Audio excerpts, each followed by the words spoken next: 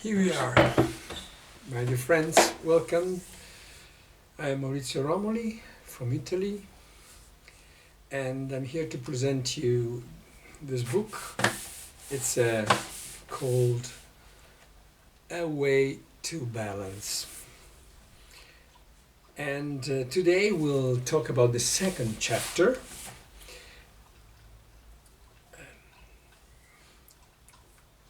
To have some other information, you can look in the previous videos.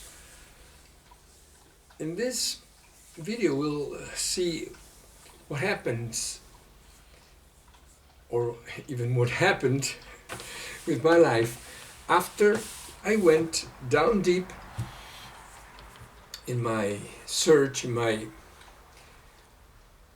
unlucky in some way search, and then how it became lucky, how I got lucky, and I think I found something very, very useful, not only for me. That's why I'm here talking to you.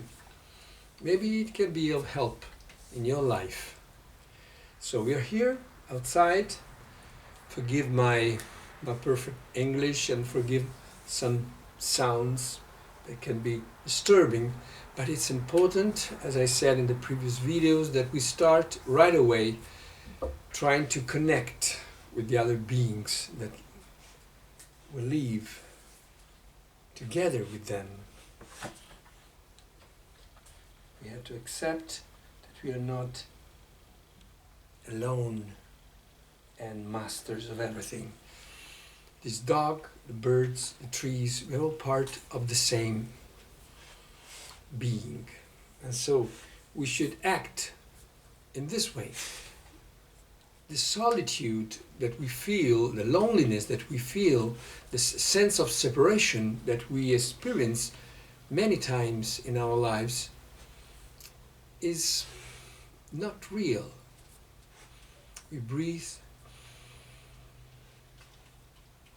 we come in contact with all the plants that made this air, they created this oxygen, and that give us all life. We must always be grateful towards the vegetal world, because every life comes from them. And before them, the sun, the earth, we are part of this system. And that's why we start like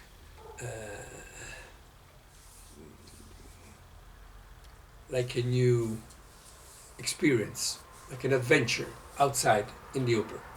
In the open we can feel more the nature, and not only nature, but also human activities. You may hear a car that just passed by, or an airplane, or someone working. They are our brothers. We're here.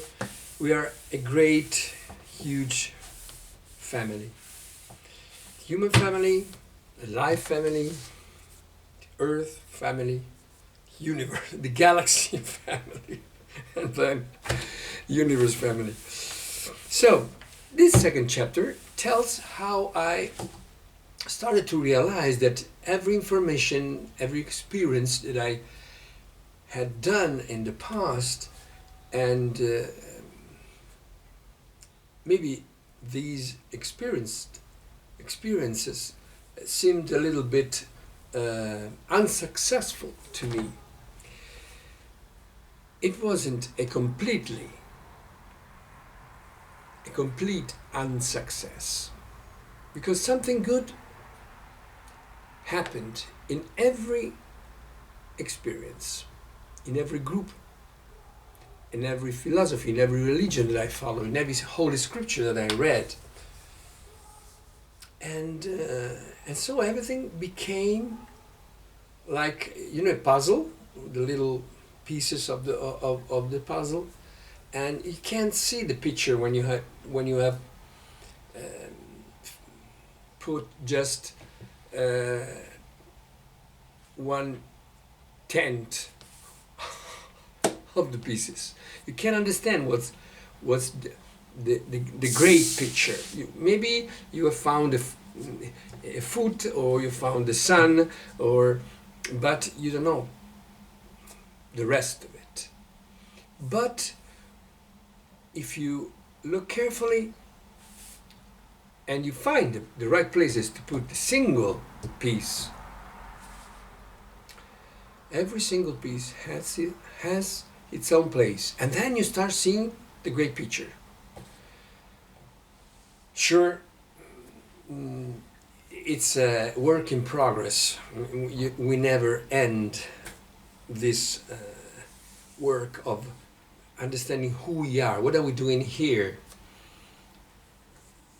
If there's a reason why we're here, what is it? And all these existential questions that we all ask ourselves sometimes. Many times we ask these questions when pain strikes us, when we are hurt by some experiences. Anyway, in this second chapter, I explain how I brought balance to all these different aspects of my life, all these different topics. My physical life with all its desires, for example, food and wealth and sex and pleasure in general, and my soul, my emotional life, with loneliness, with family, friends, and satisfaction in work, and my spiritual life, the higher part of ourselves that perceives everything, elaborates, and then tries to suggest to the other parts which way to go to increase our speed in this wonderful trip that we are all making towards perfection. And in this chapter I explain all these facts, how I integrate the different knowledges that I had gathered in my many trips to knowledge, to understanding the nature of life, the nature of ourselves, the nature of a relationship. And Kung Fu, yoga, and my work, acupuncture, and treating people with cupping, with acupuncture, with herbs. All this came in the same direction, the same great picture. And every piece had its virtues. And the other pieces surrounding that particular piece gained from being in contact with that piece. So every piece is important. Like in a machine, you can't take a piece of a device out without provoking a lot of trouble. And what I can tell you is that it's an easy way, it's an easy path. Many times we follow masters that require a lot of effort from ourselves. They require a change of name, a change of address, of home, and to join another family, for example, a monastery or something like that. And I've discovered that we can do that. Sure, we did it in the past so many other times. We can do it one more time if we want to. But I don't think it is necessary. I think we can do also, we can make a deep spiritual search and bring balance to all our being without changing family, without changing our bank account. I've known people who gave away all their money to join a particular monastery. This is not necessary here. What I've discovered is that we can do it wherever we are, who we are. It doesn't matter what kind of job we are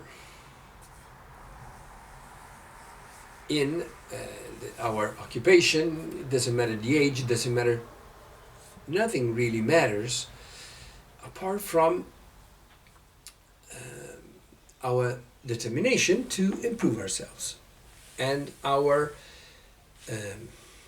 attitude to doubt things. This book is not for those people who think that they have found the answers. And so we must be open to the idea that our life can be improved. And certain knowledges that many times we give for granted as perfect, maybe they are not perfect. So we have to doubt almost everything. I wouldn't say anything, but almost anything. We must keep our open mind that we have in the beginning of our life, most of the times, and that gradually this mind of ours closes. We have to make an effort. This is a little effort sometimes for certain people that we have to make. We have to keep, to renew, to awaken this open mind that we had in the beginning of our lives. And so experience everything and question also everything. Also what I'm telling you should be questioned. I question it every day. And now I salute you and see you with the next video, if you want. So long.